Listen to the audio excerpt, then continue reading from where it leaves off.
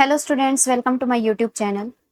आज जो डिस्कस करने वाले हैं वो है कि जैसे हमने फिक्स्ड पॉइंट आइट्रेशन के लिए जब last time order of convergence निकाला था, ठीक है। तो वो ऑर्डर ऑफ कन्वर्जेंस आप निकालते हो डेफिनेशन के हिसाब से तो निकाल सकते हो। अब डेफिनेशन क्या बोलती है ऑर्डर ऑफ कन्वर्जेंस की?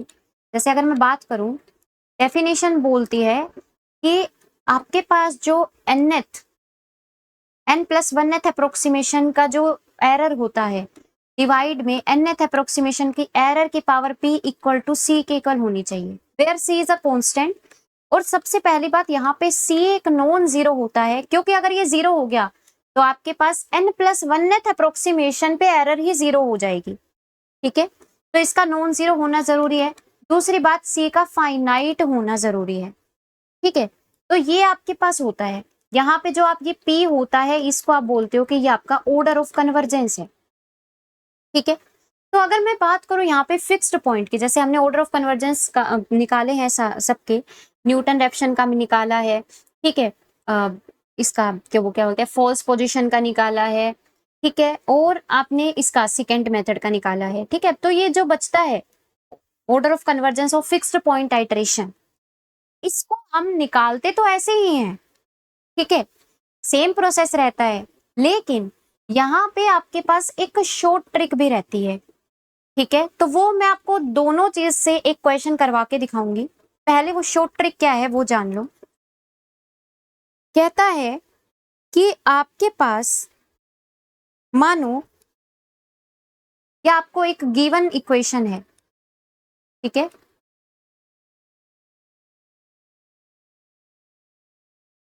आपके पास एक गिवन फिक्स्ड पॉइंट आइट्रेशन है या इक्वेशन मान लो, xn+1 इज इक्वल टू में फाइव ऑफ xn। ये फिक्स्ड पॉइंट आइट्रेशन आपको अगर गिवन है, ठीक है, ये आपको गिवन है। कहता है इस ऑफ, इसको मैं बोलूंगी कि इसका जो ऑर्डर रहेगा वो p रहेगा। कब?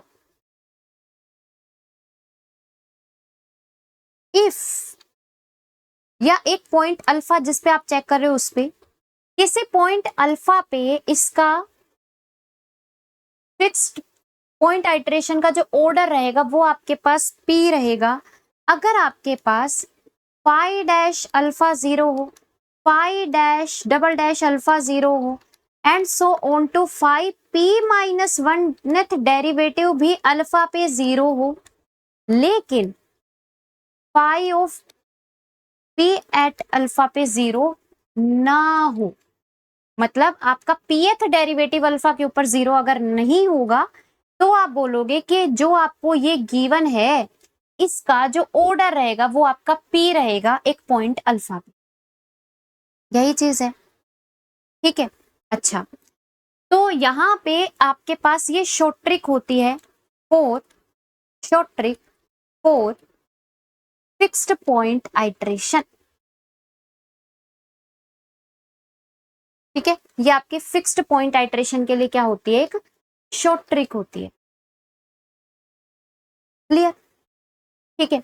अच्छा, यहाँ पे एक क्वेश्चन है मेरे पास गेट का, ठीक है। गेट में क्वेश्चन आया हुआ है, उसको मैं इस करवाती हूँ आपको दोनों मेथड से, इससे भी, डेफिनेशन से भी एंड इससे भी, आपको दोनों से सेम आंसर मिलेगा, समझना। देखिए आपके पास जैसे ये क्वेश्चन है, मान लीजिए ये आपका गेट का क्वेश्चन है जी, ठीक है। कहता है consider the fixed point iteration, आपके पास ये फिक्स्ड पॉइंट आइट्रेशन दी हुई है विथ फाई ऑफ एक्स, आपके पास ये गिवन है।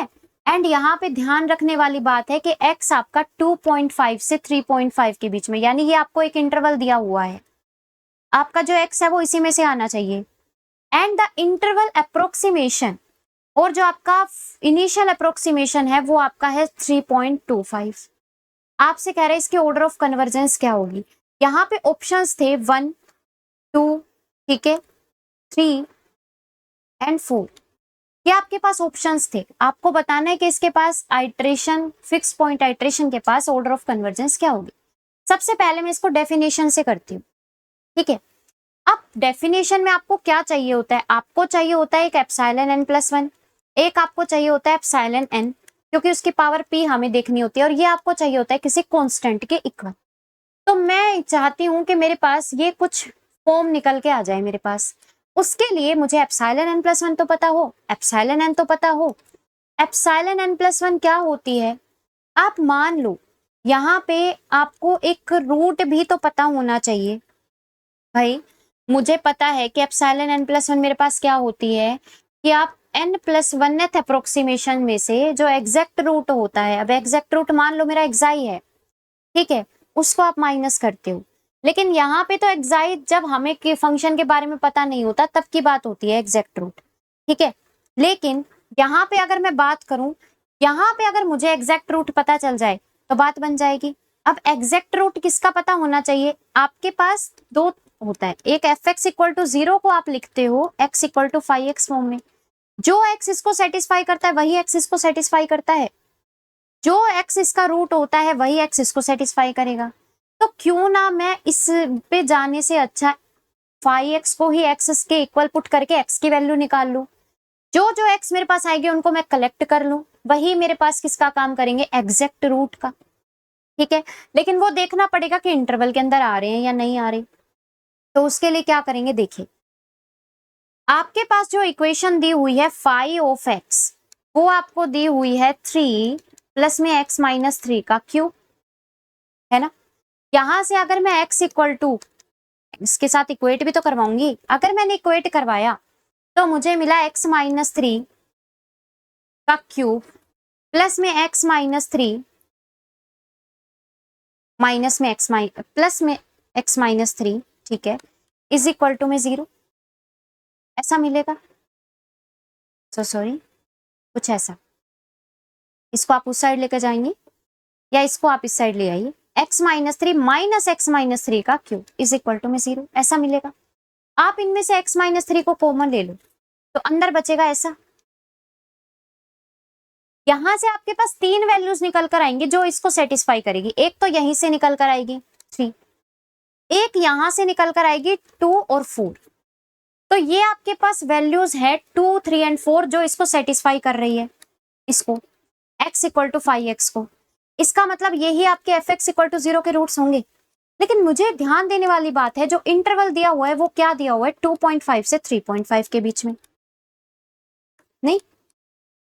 तो इसका मतलब जो आपको वैल्यू लेनी है, जो आपकी x है वो इसी में से आनी चाहिए, जो आपका रूट है वो इसी में से आना चाहिए, क्योंकि आप इस इंटरवल के ऊपर ही बात कर रहे हो, आप और कहीं नहीं जा रहे हो बाहर। तो क्योंकि x आपका आया था 2, 3 एंड 4, तो 2 मेरा इसके अंदर नहीं है, रिजेक्टेड, 4 मेरा इसके अंदर नहीं है, रिजेक्टेड, तो 3 मेरा है। इसका मतलब मुझे जो रूट मिला है वो x इक्वल टू 3 मिल गया। x इक्वल टू 3 जो रूट मिला है, इसका मतलब यही हमारा वो एग्जैक्ट रूट का काम कर जाएगा, तो यही मेरा एक्साई हो जाएगा। तो यहां से जो मेरा एप्सिलॉन n प्लस 1 है, इसके एक्साई की जगह पे मैं 3 पुट कर दूं तो मुझे एप्सिलॉन n प्लस 1 क्या मिलेगा, epsilon n plus 1 xn plus में 1 माइनस में एक्साई दैट इज 3, यानी आपको यहां से xn प्लस में 1 की वैल्यू क्या मिल गई, एप्सिलॉन n प्लस में 1 प्लस में 3, ये मिल गई। अब मैं चाहती हूं कि एप्सिलॉन n प्लस 1 मैं निकालूं, ये मेरे पास क्या होगा, सॉरी, एप्सिलॉन n प्लस 1, यहां पे आप इसको अगर उससे देखें जो आपको गिवन है, ये यहां से मैं क्या करती हूँ, xn प्लस में 1 की वैल्यू पुट कर देती हूँ। तो xn प्लस में 1 मेरे पास क्या है, मैं यहाँ पे पुट कर रही हूँ, ये मेरे पास आया एप्सिलॉन n प्लस में 1 प्लस में 3 is equal to 5 of xn, ये आया था आपके पास। एप्सिलॉन n प्लस 1 निकाल लो यहाँ से, तो ये आपके पास मिलेगा ऐसा। अब 5 ऑफ xn प्लस में 1 जो आपके पास xn के फॉर्म में जो 5 है वो आप पुट कर दो, x की प्लेस पे xn पुट कर दो, क्या है 5, 3 प्लस में x माइनस 3 का क्यूब, यहाँ पे पुट कर दीजिए, 3 प्लस में x माइनस में 3 का क्यूब, माइनस में 3, ठीक है, 3 से 3 कैंसिल, आपको एप्सिलॉन n प्लस 1 क्या मिल गया, xn माइनस में 3 की पावर 3, एंड एक्चुअल में ये क्या है, xn माइनस 3 क्या था। आप जब यहां से एप्सिलॉन n निकालेंगे तो एप्सिलॉन n आपके पास क्या होता है, xn माइनस में xi, और xi कितना था 3। इसका मतलब ये तो आपका एप्सिलॉन n है, तो यहाँ पे मैं एप्सिलॉन n रख दूं, एप्सिलॉन n प्लस में 1 अपॉन में एप्सिलॉन n का क्यूब इज इक्वल टू में 1। तो यहां से ये मेरे पास आ गया, p की वैल्यू आप कंपेयर करके निकाल सकते हो 3। इसका मतलब इसके लिए जो ऑर्डर ऑफ कन्वर्जेंस आएगा वो 3 आया है, क्योंकि c मेरे पास नॉन जीरो एंड फाइनाइट है। तो p मुझे कैसा मिला 3, तो इसका ऑर्डर ऑफ कन्वर्जेंस 3। लेकिन यही चीज अगर मैं आपको शॉर्टकट ट्रिक से बताऊं, शॉर्टकट ट्रिक से अगर हम चले तो वो आपके पास क्या होगी वो भी मैं बता देती हूँ। जैसे आपके पास है, मानिए यहां से मैं इसको यहाँ पे ऊपर लिख देती हूँ बाय शॉर्टकट ट्रिक। आप यहाँ पे क्या करोगे, आपके पास 5x है, आपको चाहिए 5-x, आपको चाहिए 5-x, आपको चाहिए 3-x and so on to. देखते हैं कहाँ पे जाके रुकता है। सबसे पहले 5x जो गिवन था वो आपके पास ये गिवन था, आप इसका डेरिवेटिव करोगे तो ये आपको ऐसा मिलेगा। आप इसका दोबारा से डेरिवेटिव करोगे तो ये आपको ऐसा मिलेगा। आप इसको दोबारा से डेरिवेटिव करोगे तो ये आपको ऐसा मिलेगा। आप इसको दोबारा से डेरिवेटिव करोगे तो ये आपको ऐसा मिलेगा 4th time and so on to, फिर आगे के तो सारे जीरो आएंगे। इसका मतलब अभी मैंने आपको क्या बताया कि आप उसको पी ऑर्डर का किस पे बोलोगे, किसी एक पॉइंट पे। अब वो पॉइंट क्या होगा, वो पॉइंट एक्चुअल में आपका वही पॉइंट है जो या तो एग्जैक्ट रूट बोल दो या फिर वो पॉइंट जो x इक्वल टू 5x को सेटिस्फाई कर रहा है, या फिक्स्ड पॉइंट बोल दो। तो फिक्स्ड पॉइंट के ऊपर जो ये आपका यहाँ पे मैंने आपको अल्फा मेंशन करवाया है, ये एक्चुअल में आपका फिक्स्ड पॉइंट है, इसको आप मेंशन कर सकते हो। ठीक है, ये एक्चुअल में आपका क्या है, फिक्स्ड पॉइंट है। कहता है इस फिक्स्ड पॉइंट के ऊपर अगर आप वैल्यू चेक करो, डेरिवेटिव्स निकालो और p माइनस 1th तक अगर जीरो आए लेकिन p वाला जीरो ना आए तो आप बोलते हो कि उसका ऑर्डर p है। तो हमें ये देखना है कि कहाँ पे वो जीरो नहीं आ रहा, सारे पहले 0 0 0 आनी चाहिए, फिर वो रुकना चाहिए, नॉन जीरो आना चाहिए। ऐसे करेंगे तो यहाँ पे देखो 3 इसका फिक्स्ड पॉइंट निकल कर आया था। आप यहाँ पे चेक करोगे 5 एट 3 जीरो आएगा। आप यहाँ पे चेक करोगे 5 एट 3 जीरो आएगा, है ना, सही है।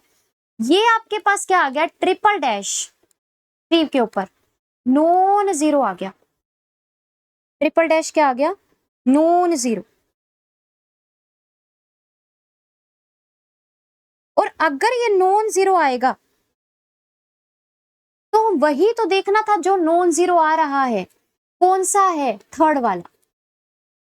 आपका नॉन जीरो आ रहा है, इसका मतलब p इक्वल टू 3 पे नॉन जीरो आ रहा है, इसका मतलब इसका जो ऑर्डर ऑफ कन्वर्जेंस है वो क्या होगा, 3 होगा। तो यहां से आप क्या कर सकते हो, यहां से भी आपके पास p क्या निकल कर आया है, 3, तो इसका ऑर्डर ऑफ कन्वर्जेंस क्या आएगा, 3, तो बाकी के सब गलत आ जाएंगे। ठीक है, तो ये तो आपके पास था कब, जब आपका फिक्स्ड पॉइंट आइटरेशन की आप बात करते हो। ठीक है, दूसरी चीज यहाँ पे एक चीज मैं मेंशन कर देती हूँ, कुछ एक नोट्स हैं जो मैं लिखवा रही हूँ, देखना।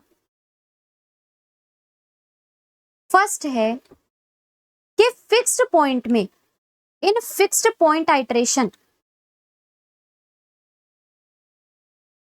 अगर आपके पास R एक फिक्स्ड पॉइंट है, इफ अगर आपको जिस फिक्स्ड पॉइंट के लिए आप काम कर रहे हो, अगर आप यहां से f' निकालते हो और वो जीरो आता है, तो हमें कम से कम we get at least quadratic convergence.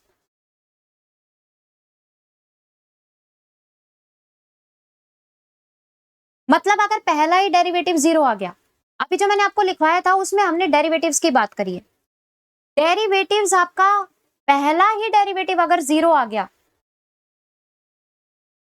तो हमें कम से कम क्वाड्रेटिक कन्वर्जेंस तो मिलती ही मिलती है। क्यों, क्योंकि हम सेकंड पे फिर चले जाते हैं, है ना, क्योंकि अगर फर्स्ट वाला डेरिवेटिव जीरो तो हो सकता है सेकंड वाला नॉन जीरो निकल कर आए, तो वहां से क्वाड्रेटिक हो जाएगी। हो सकता है सेकंड वाला भी 0 निकल कर आए, आगे वाला नॉन 0 निकल कर आए, तो वहां से फिर आपके पास ऑर्डर 3 हो जाएगा। तो मतलब कम से कम हमें क्वाड्रेटिक कन्वर्जेंस तो मिलेगी मिलेगी। ठीक है। दूसरी चीज, सेकंड बात कि अगर आपका एफ डैश आर नॉन 0 हो गया, देन वी गेट, तो हमें क्या मिलेगी, लीनियर कन्वर्जेंस। ठीक है, तो आपको क्या मिलेगी, लीनियरली कन्वर्जेंस वो करेगा। तो आज शुरू करते हैं नया टॉपिक। ठीक है, न्यूमेरिकल लीनियर अलजेब्रा। ठीक है,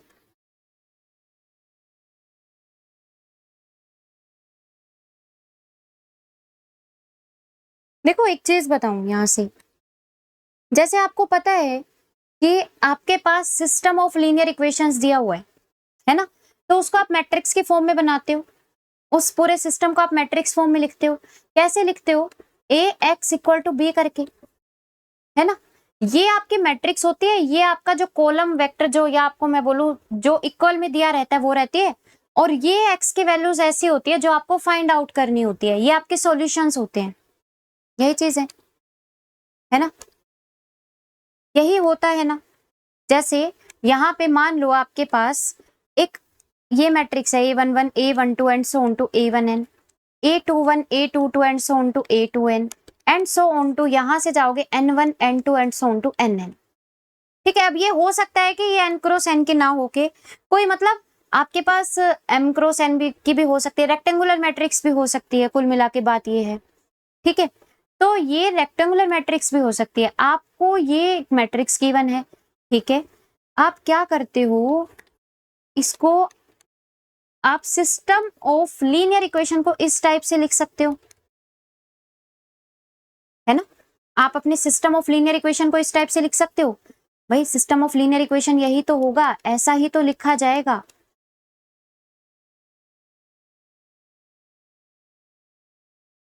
इक्वल टू में B1, है ना, A21x1 A22x2 प्लस में A2nxn इक्वल टू में B2 and so on to last में AN1x1 AN2x2 and so on to ANnxn। अब हो सकता है यहाँ पे n क्रॉस n की ना हो, अगेन बोल रही हूँ, हो सकता है कि रेक्टेंगुलर मैट्रिक्स हो, तो भी आपके पास यही चीज होती है, आप लिख सकते हो आप अपने मैट्रिक्स की फॉर्म में, तो आप इसको इस फॉर्म में लिख पाओगे।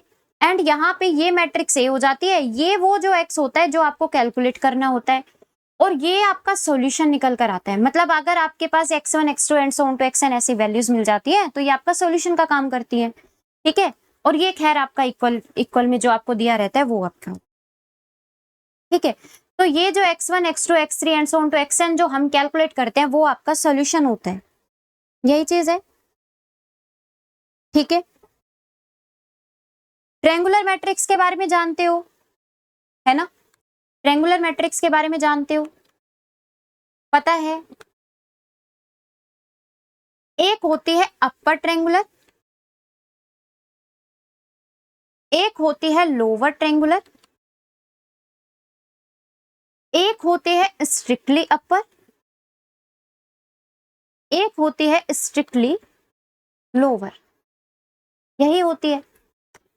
सबसे पहले अपर की अगर मैं बात करूं, अपर में आपके पास डायगोनल समेत एंट्रीज ऊपर की नॉन जीरो आपको मिल सकती हैं, यहाँ की सारी एंट्रीज बट जीरो होती है, यही चीज है। लोअर ट्रायंगुलर की अगर बात करें, आपको डायगोनल समेत सारी एंट्रीज नॉन जीरो मिल सकती है, लेकिन ऊपर वाली सारी की सारी जीरो मिलती है। स्ट्रिक्टली अपर की अगर बात करूं, डायगोनल पे भी जीरो, लेकिन ऊपर वाली एंट्रीज नॉन जीरो मिल सकती है, यहाँ की भी आपको जीरो मिलती है।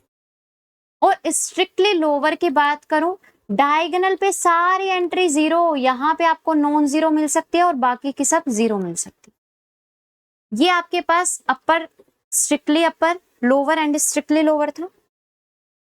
ठीक है, अगर हम बात करें यहां से, आपको इनवर्स कैलकुलेट करना आता होगा, क्योंकि यहाँ पे हमें इनवर्स की जरूरत पड़ेगी आगे।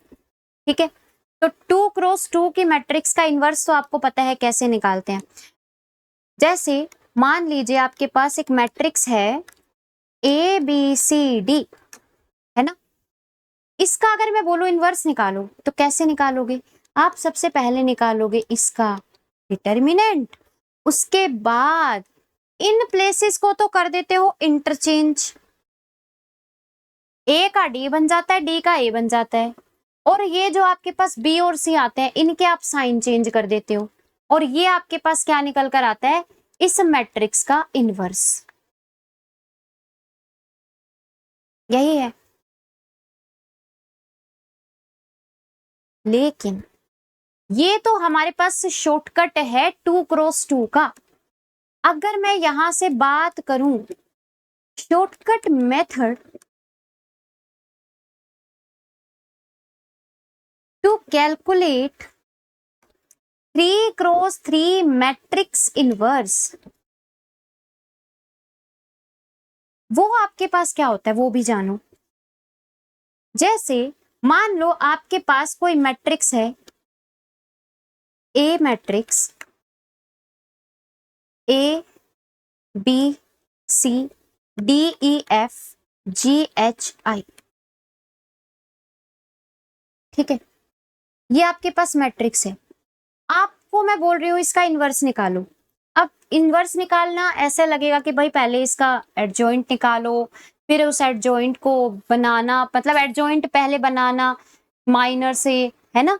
तो फिर आप पहले इनके माइनर्स निकालोगे, फिर आप एडजॉइंट निकालोगे, फिर उस डिटर्मिनेंट अलग से निकाल के उसको डिवाइड करवाओगे, यही होगा।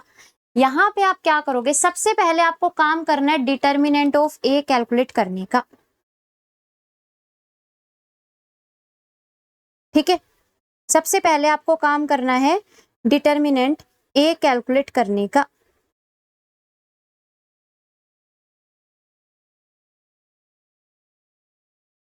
ठीक, अच्छा। अब डिटर्मिनेंट ए जो भी आएगा आपको यहां पे पता चल गया। आप यहां पे मैट्रिक्स लिखो सीधी सीधी,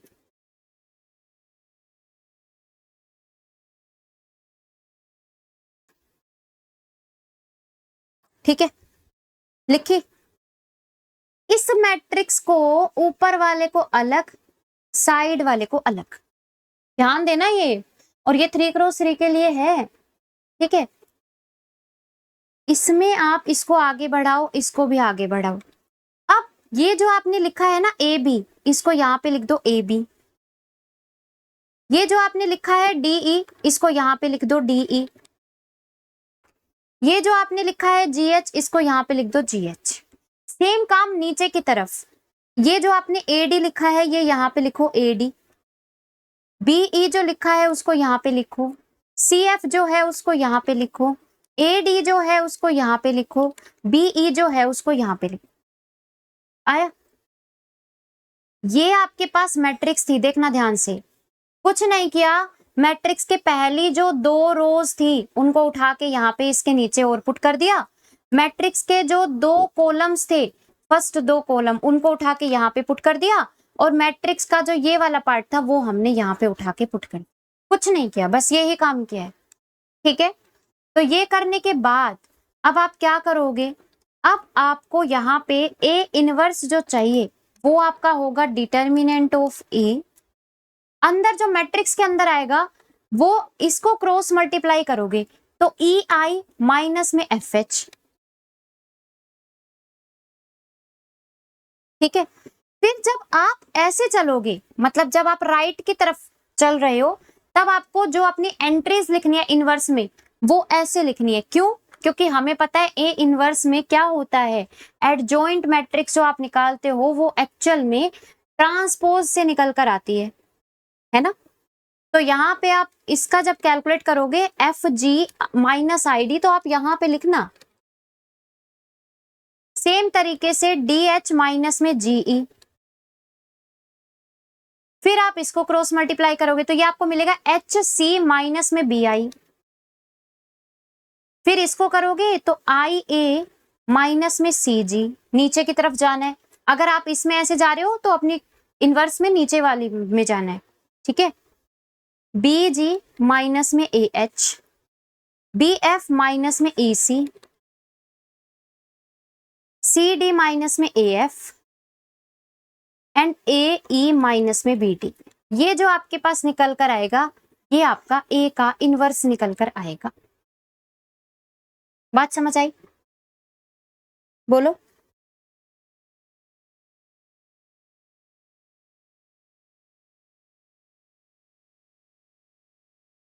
है ना? बोलो जल्दी से, क्लियर है क्या? रिपीट तो नहीं करना, ठीक है? अच्छा, एक तो ये तरीका होता है इनवर्स निकालने का, एक और तरीका होता है। क्या तरीका होता है?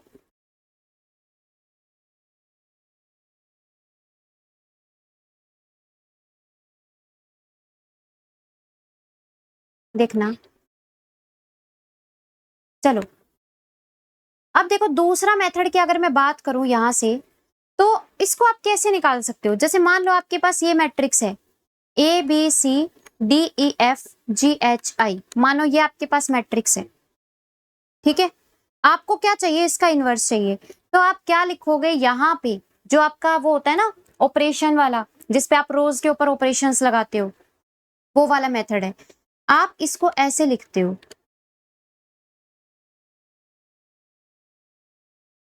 1 0 0 0 1 0 0 0 1,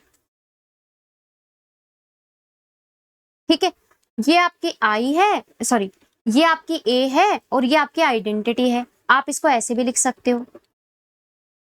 अब आपको क्या करना होता है, ये आपकी जो ए मैट्रिक्स है इसको तो आइडेंटिटी बनाना होता है, और इसको उसके अकॉर्डिंग जो आप रो ऑपरेशन लगा रहे हो इसको आइडेंटिटी बनाने के लिए यहाँ पे वो रो ऑपरेशन सेम इस पे लगेंगे, और यहाँ पे जो आपके पास मैट्रिक्स निकल कर आएगी वो एक्चुअल में आपका ए इनवर्स होगा। बोलो, सही है? क्लियर है क्या? ये तो हम करते आते हैं ना, ये तो हमने किया है खूब बीएससी में।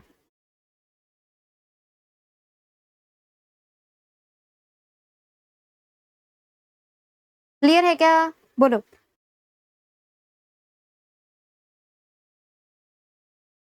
चले आगे, आगे चले, चलो। हाँ जो भी, ठीक है।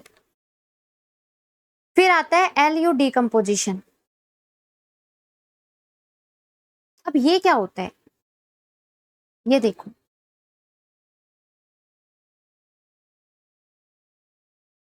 एलयू डिकम्पोजिशन का मतलब है ये आपके लोअर ट्रायंगुलर मैट्रिक्स है, ठीक है? और यू का मतलब है ये आपकी अपर ट्रायंगुलर मैट्रिक्स है। तो जब आप एल यू डिकम्पोजिशन एक मैट्रिक्स को लोअर ट्रायंगुलर और अपर ट्रायंगुलर में लिखते हो, तो आप किस तरीके से लिखते हो वो है इस, ठीक है? मतलब एल यू डिकम्पोजिशन आप करते हो, आप एक मैट्रिक्स को लोअर और अपर ट्रायंगुलर की फॉर्म में लिखते हो। अब वो कैसे लिखोगे? यहाँ पे प्लस तो है नहीं, मल्टीप्लीकेशन है, मतलब आपको मल्टीप्लीकेशन में लिखना पड़ेगा, ठीक है? क्लियर?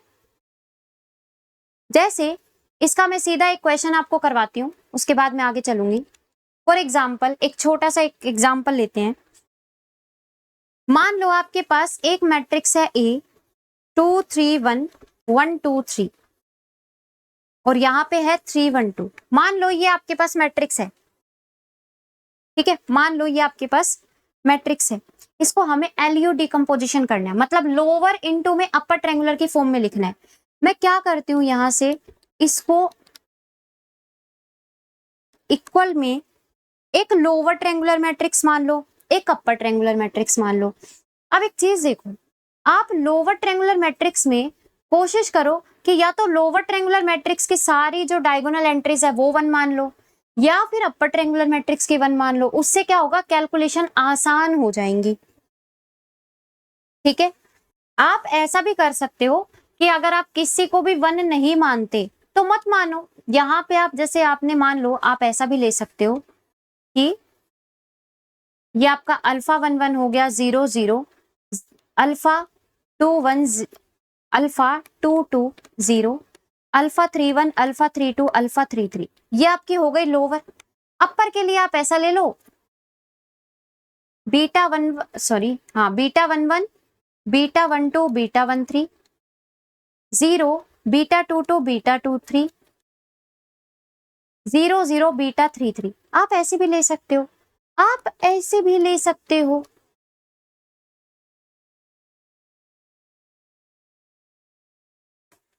और इसको एज इट इज रख लो, मतलब दोनों को 1 मत ले लेना, ये चीज दोनों को 1 नहीं लेना है, क्योंकि अगर दोनों को 1 ले लोगे तो ये पहली जो है ना, पहली एंट्री आपकी 2 होनी चाहिए, ये 1 हो जाएगी फिर।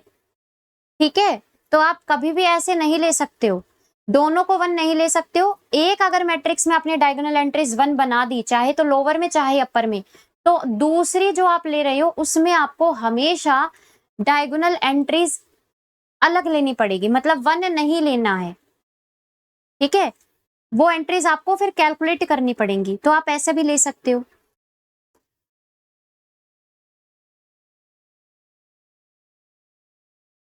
ठीक है, आप ऐसे भी ले सकते हो, इसको आपने ऐसे ले लिया, अल्फा 11, अल्फा 22, अल्फा 33, यहाँ पे आपको अल्फा 21 है, यहाँ पे आपका अल्फा 31, अल्फा 32 है, यहाँ पे 0, 0, 0 है, और इसमें 1, 1 ले लो, आप ऐसे भी कर सकते हो। ठीक है, पर यहाँ पे 1, 1 लेने का फायदा क्या है, इन दोनों की अगर मैं बात करूं तो यहाँ से आपको ना मतलब कैलकुलेशन आसान हो जाती है, आपको अलग से वैल्यूज और नहीं निकालनी पड़ती। अब जैसे यहाँ पे काम बढ़ जाता है हमारे ये 3 वैल्यूज और निकालने का, तो वो 3 वैल्यूज हमें निकालनी नहीं पड़ती, यहाँ से हमें कितनी वैल्यूज ओनली निकालनी पड़ती है, 6 तो ये और 3 ये, सिर्फ 9 वैल्यूज निकालनी पड़ती है, और यहाँ पे हमें 12 वैल्यूज निकालनी पड़ती है, इसलिए ये और ये बेटर होता है। ठीक है, तो मैंने क्या किया, जैसे मान लो इसको मैंने लिख दिया, इस मैट्रिक्स को मैंने इस फॉर्म में लिख दिया, अब आप क्या करोगे, इसको मल्टीप्लीकेशन करोगे, तो जब मल्टीप्लीकेशन करोगे इसको मैं ये एंट्रीज में 1 लेकर दिखा दूं। ठीक है,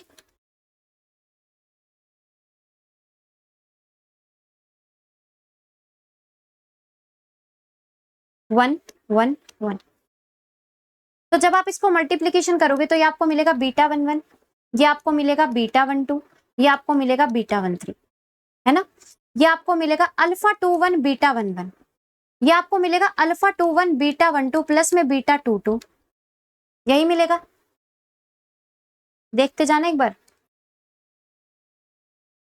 और यहां पे आपको मिलेगा अल्फा 21 बीटा 13 प्लस में बीटा 22, सॉरी 23।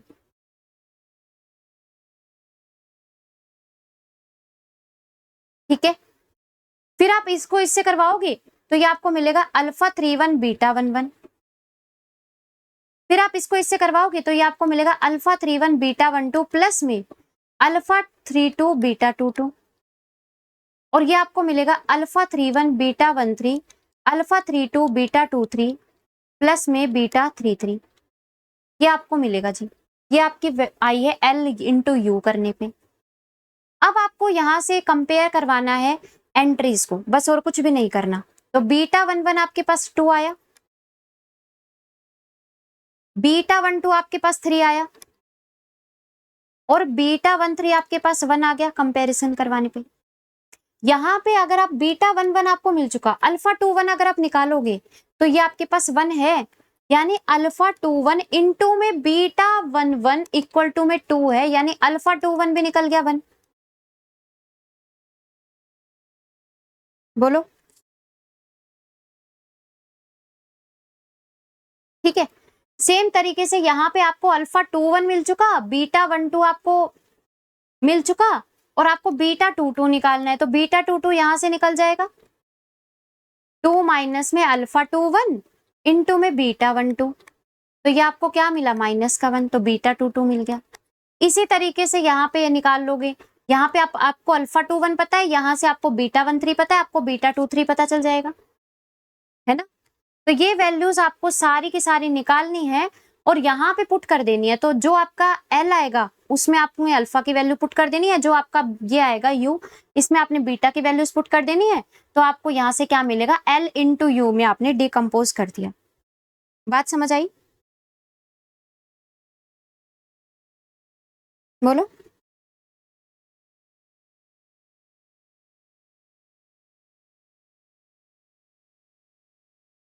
चले आगे।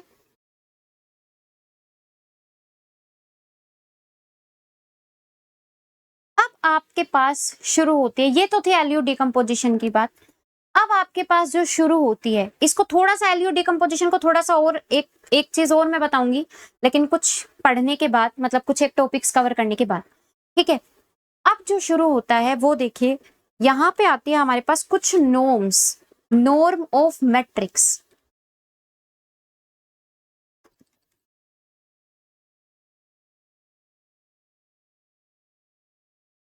कुछ नॉर्म्स की अगर बात करेंगे तो ये आपके पास क्या होता है, आपको पता है कि जैसे आप u, कोई भी आपके पास वेक्टर है, आप वेक्टर कैसे निकालते हो? जैसे मान लो आपके पास ये वेक्टर है, मैं बोल रही हूँ इसकी नॉर्म निकालो, आप क्या करते हो, आप इसका मॉडुलस कर देते हो, या मैं बोलूं कि इसका मैग्नीट्यूड आप निकाल लेते हो, यही करते हो ना, है ना। तो इसका मैग्नीट्यूड ऐसे निकलेगा, ए स्क्वायर प्लस में बी स्क्वायर, इसका रूट, तो ये आपके पास √13 निकल जाएगा। तो ये इस u की क्या है, नॉर्म है, ये इस u की क्या है, नॉर्म है, यही चीज है। अगर मैं यहाँ पे कोई वेक्टर लेती हूँ से u1 u2 एंड u3, ये हमने कोई वेक्टर उठाया, मैं आपको बोल रही हूँ इसकी नॉर्म निकालो, तो आप कैसे निकालोगे, आप इसको लोगे, आप यहाँ पे u1 स्क्वायर, u2 स्क्वायर और u3 स्क्वायर करोगे। बोलो, है ना। अच्छा, इसको मैं ऐसे लिख सकती हूँ, मुझे बताना, कोई दिक्कत तो नहीं है। देखो, क्या मैं इसको ऐसे लिख सकती हूँ, है ना, ठीक है। तो इसका मतलब क्या हुआ, इसको मैं फिर ऐसे भी तो लिख सकती हूँ,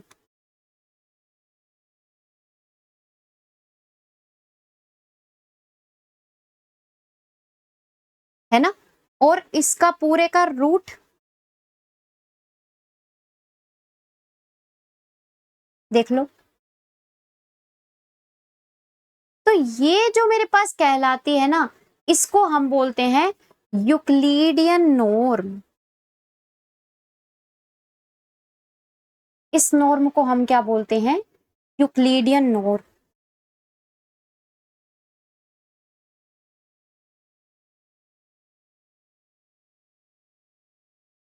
ठीक है, क्लियर।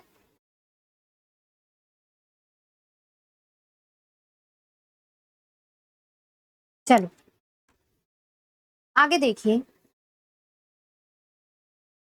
अब ये तो आपके पास सिंपल नॉर्म्स है, ठीक है, ये और ये तो हमें जनरली पता रहता है, लेकिन मैट्रिक्स के नॉर्म की अगर बात आ जाए तो आप क्या करोगे, उसके लिए लिखो फर्स्ट नॉर्म, जो कि आपके पास आती है कोलम नॉर्म, जिसको आप बोलते हो कोलम नॉर्म। ये क्या होती है, देखो, इसको सबसे पहले तो डिनोट किया जाता है, वो भी जानना जरूरी है, ठीक है। डिनोटेड बाय, यहाँ पे आप मैट्रिक्स का साइन ए लिखोगे, जो आपकी मैट्रिक्स है उस पे आप ऐसे ऐसे करोगे, और यहाँ पे लिखोगे नीचे 1, यहाँ पे क्या लिखोगे नीचे 1। अब इसका मतलब क्या होता है, ये आपकी कोलम नॉर्म जो होगी, उसमें आप कॉलम्स की जो एंट्री आ रही है ना, उनके मॉडुलस को आप सम करते हो। कैसे, देखिए, सबसे पहले इसको ऐसे लिख लो कि जो कॉलम नॉर्म होती है A1 इज इक्वल टू में maximum of G summation I से AIG, ये आपके पास होता है। मतलब आप क्या कर रहे हो यहाँ पे, समझना इसको, मैं अगर इसको ओपन करके दिखाऊं आपको, जैसे मान लो मैंने J को एक बार के लिए फिक्स कर लिया, से J इक्वल टू 1, मैंने फिक्स कर लिया J को, क्योंकि J तो मेरा वेरी नहीं कर रहा है, मेरा सिर्फ I वेरी कर रहा है। अब मैट्रिक्स आपके पास कैसी हो, यहाँ पे जैसे मान लो n क्रॉस n के आपके पास मैट्रिक्स है, ठीक है, तो I तो आपका यहाँ पे 1 से n जाएगा, J को आपको फिक्स करना पड़ेगा, ठीक है। तो जैसे मैंने मान लो J को 1 लिया एक बार, तो J को जब आप 1 लोगे तो यहाँ पे आपको क्या निकालना है, J को आपने 1 फिक्स किया, आपको निकालना है AIJ। तो AIJ में अब आपका I चेंज होगा, J सेम रहेगा, तो I एक बार 1 होगा, मॉडुलस मॉडुलस लगता जा रहा है, आप इसको ओपन करोगे मॉडुलस के साथ ओपन होएगा, प्लस में j fix i change, j fix i change, j fix i change and so on to j fix i change. ये आया, ये आपकी कॉलम, आप देखो ये आपका ये जो ए मैट्रिक्स बनेगी ना यहां से, ये जो ए मैट्रिक्स बनेगी ये इसका कॉलम फर्स्ट रिप्रेजेंट कर रहा है, इस मैट्रिक्स का कॉलम फर्स्ट के अंदर आने वाली एंट्रीज का आपने मॉडुलस किया एंड देन उसका सम किया। सेम तरीके से यहां पे आपकी बार जे को आप 2 फिक्स करोगे, तो जे को जब आप 2 फिक्स करोगे तो आप पाओगे कि आपका जो सेकंड वाला कॉलम है ये वाला, ये आपका क्या होगा, ये आपका इसी सम में लिखा जाएगा। फिर आप 3 को फिक्स करोगे, फिर आप 4 को फिक्स करोगे, फिर आप 5 को फिक्स करोगे एंड सो ऑन, जितने भी कॉलम्स है उसके लिए आप फिक्स करोगे, है ना। और आई आपका वैसे समेशन के साथ चलेगा। तो यहां पे एक वर्ड यूज हुआ है मैक्सिमम, इसका मतलब इनमें से मैं यहां पे आपको लिख के दिखा देती हूँ एक बार। j इक्वल टू 2 है, j इक्वल टू 2 के लिए आपके पास ऐसा बनेगा a12 a22, आप देख लो j को 2 फिक्स कर रहे हो और i आपका चेंज कर रहा है 32 42 and so on to n2।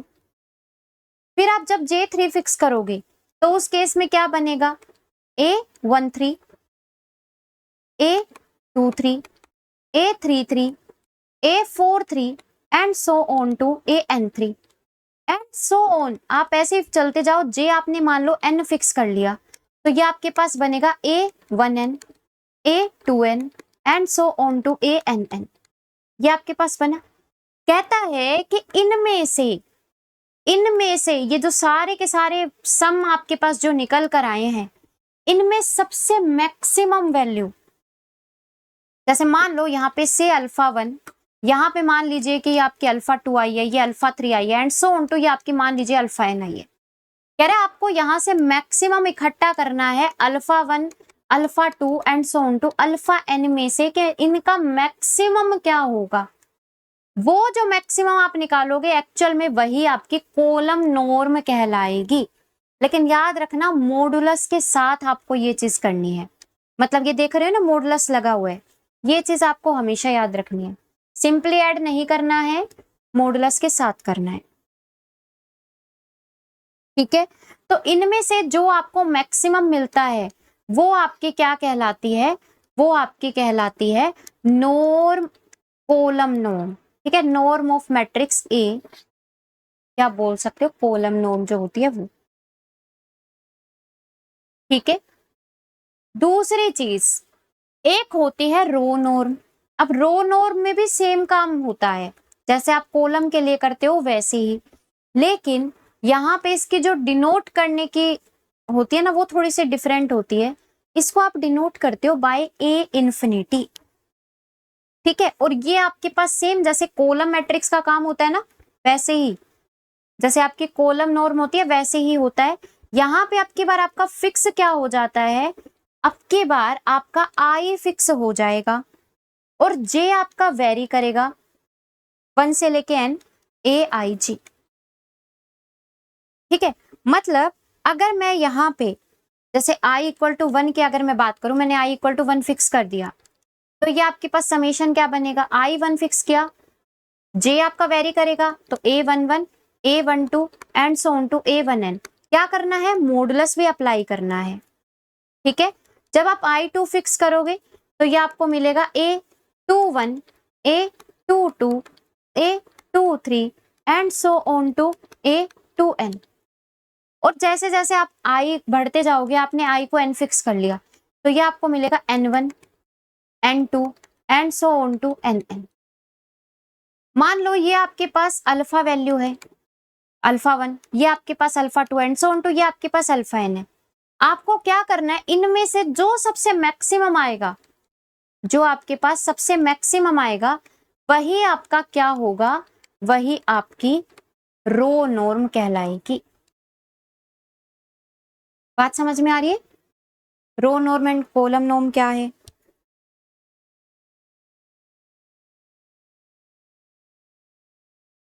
बोलो।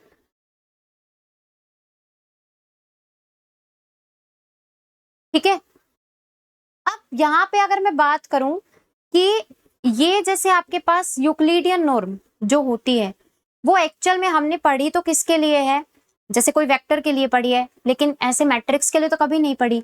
यहाँ पे यूक्लिडियन नॉर्म मैट्रिक्स के लिए भी होती है। देखना, थर्ड नॉर्म यूक्लिडियन नॉर्म,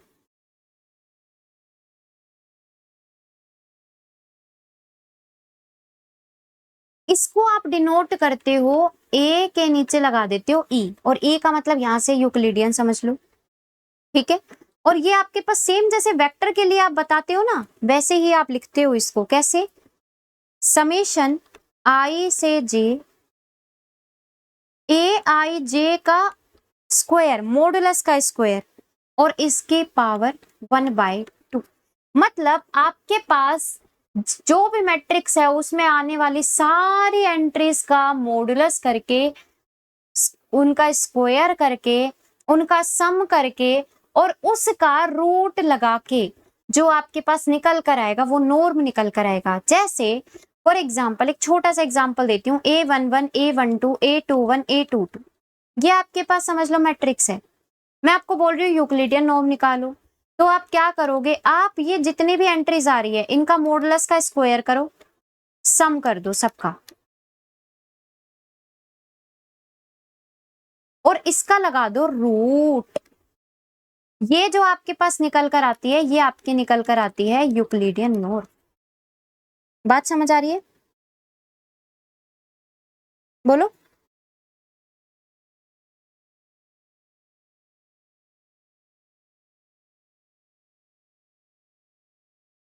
ठीक है, अब जैसे यहाँ पे आप एग्जांपल ले लो, जैसे बड़ी मैट्रिक्स आपने बना ली, समझ लो आपने n क्रॉस n की मैट्रिक्स बना ली। ठीक है, समझ लो आपने n क्रॉस n की मैट्रिक्स बना ली, कुछ ऐसे।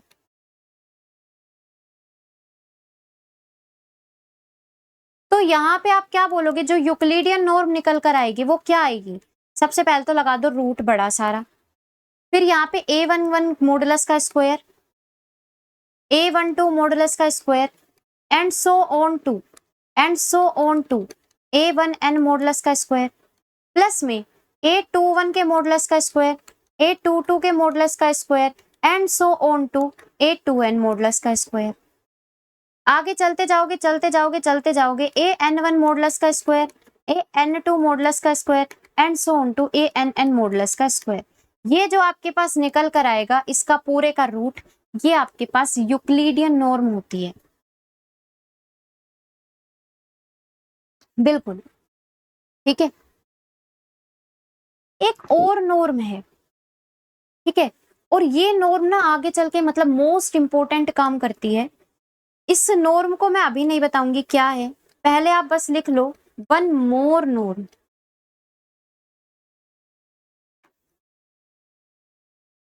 और ये आपके क्या होती है, ये आपके डिनोट की जाती है A2 से।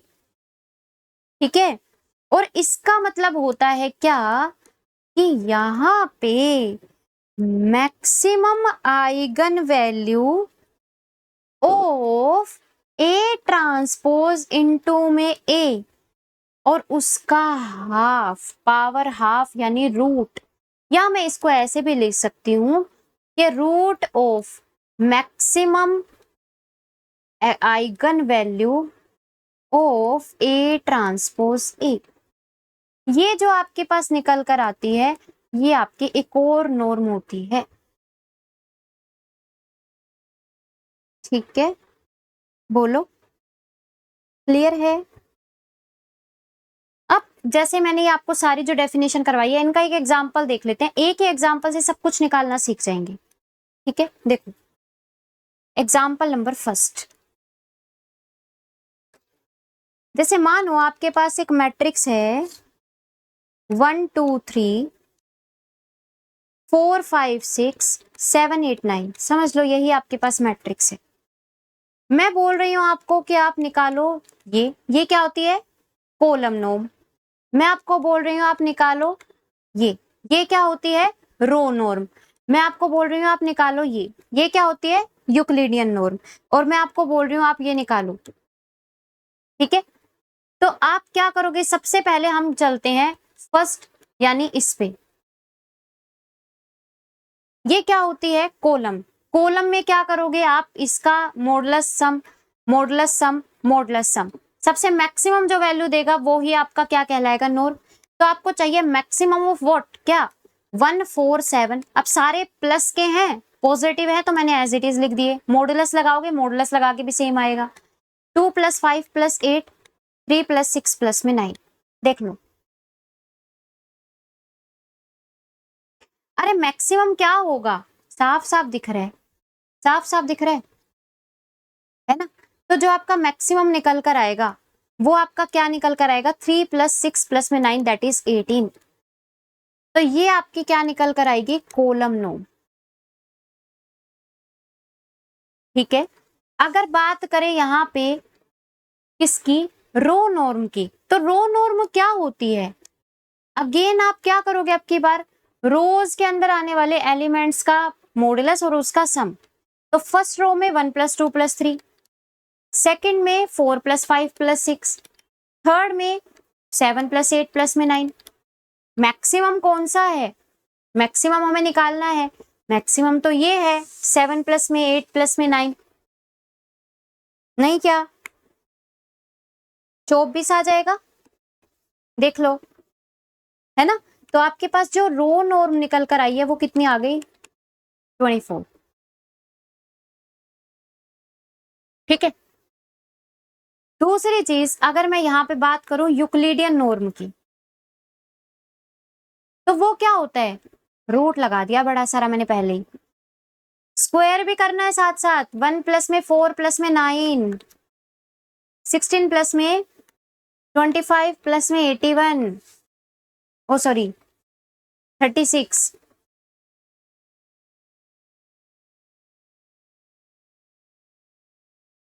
है ना? अच्छा, मैं इसको ऐसे भी तो कर सकती हूँ, मैं इसको क्यों झमेला करूं? a² b² 1² 2² 3² + में 4² + में 5² + में 6² 7² 8² एंड 9²। सम लगा दो डायरेक्टली। पता है सम? हम्म, यही होता है। शुरू की फर्स्ट n² टर्म्स का। तो यहाँ पे n कितनी है? 9 है।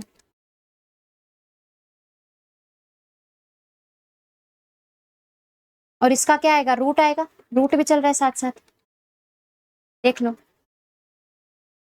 ठीक है, तो ये आपकी कुछ 285 आ जाएगी ऐसे, और आप देखोगे तो ये आएगी 16.88। ठीक है, तो ये आपकी क्या निकल कर आएगी? Euclidean norm.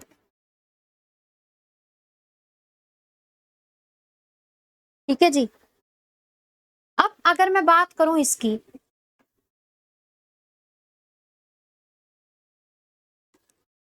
ये क्या होती है?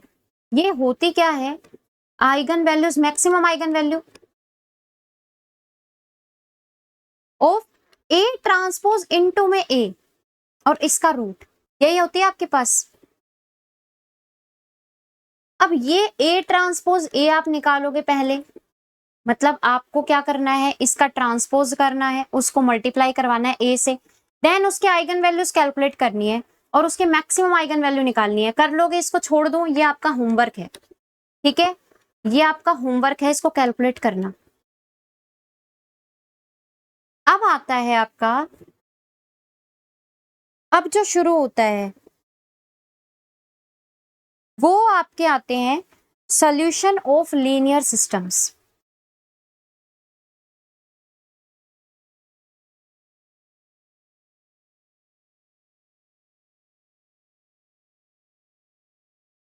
Solution of linear systems.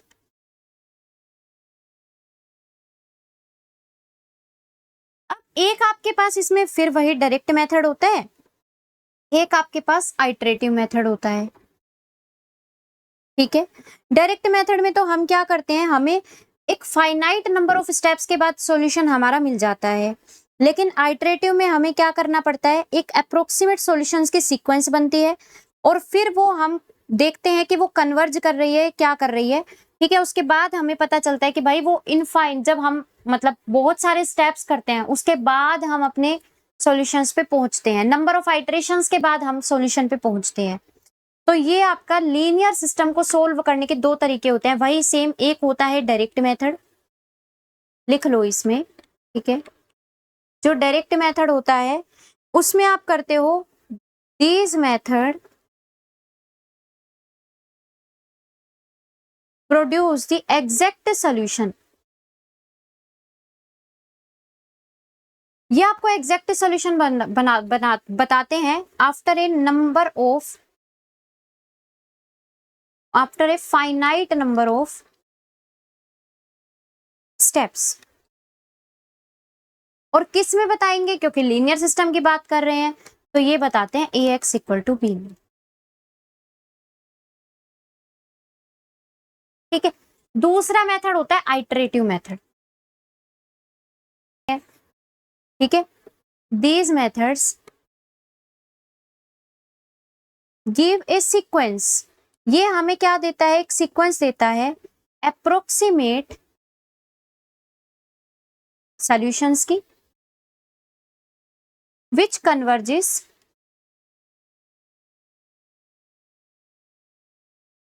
when the number of steps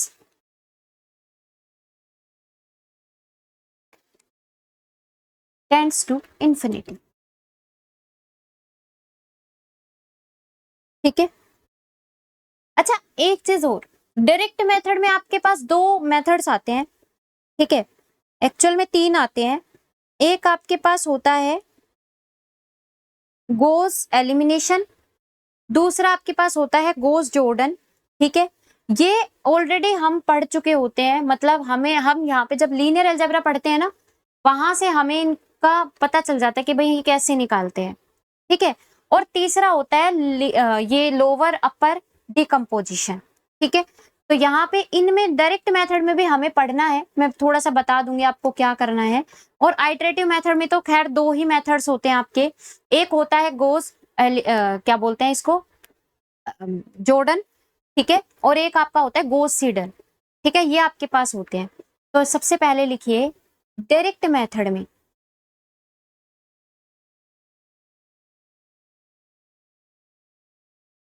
आपके पास तीन तरीके के होते हैं। एक होता है एलयू डिकम्पोजिशन, ठीक है। दूसरा आपके पास होता है गोस जॉर्डन मेथड,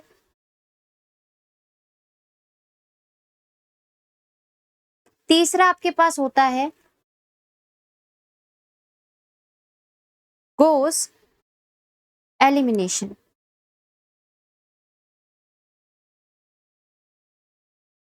ठीक है। ये तीन आपके पास होते हैं। फिर जब हम बात करेंगे उसकी, किसकी,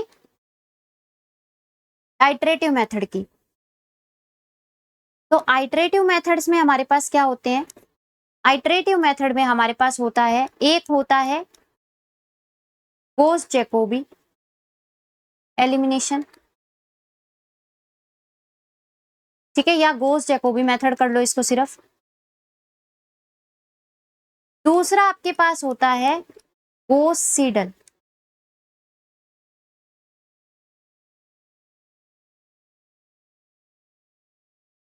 ठीक है। तो ये टॉपिक्स पढ़ेंगे नेक्स्ट क्लास में, ठीक है, डिटेल में, ठीक है जी। तो ये आपका जल्दी खत्म हो जाएगा, इसमें अप्रोक्सीमेट मान के चलो 2 दिन बस पूरे में सब कुछ बताने में, ठीक है। तो ये हम पढ़ेंगे नेक्स्ट क्लास में। क्लियर है यहाँ तक? यहाँ तक अगर कोई समस्या हो तो बताओ। आज तो कुछ खास नहीं हुआ, बेसिक बेसिक ही हुआ है बस, ठीक है।